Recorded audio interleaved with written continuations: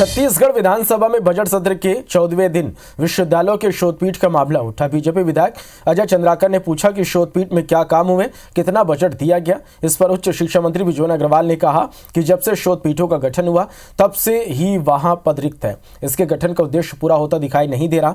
इस पर अजय चंद्राकर ने सवाल करते हुए कहा कि पूर्व की कांग्रेस सरकार ने उद्देश्य पूरा नहीं किया तो 3 साल 146 करोड़ से ज्यादा की राशि अनुदान के तौर पर क्यों दी गई।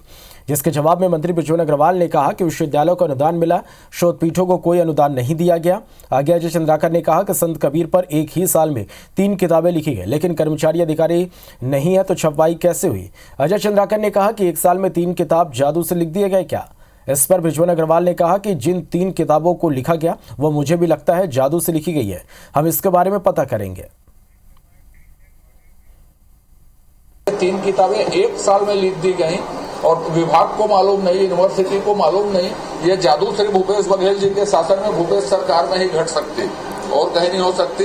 और हमारे माननीय मंत्री जी ने कहा है कि शोधपीठ को सुचारू संचालन करने में हम ध्यान देंगे करके, अब मेरे लिए इतना पर्याप्त है। गुरु घासीदास जी की भी जो पीठ बनाई गई उसमें तक अध्यक्ष नियुक्त नहीं किया गया और इसलिए ये कांग्रेस के लिए सोचने की बात है कि उन्होंने 5 साल में क्या किया।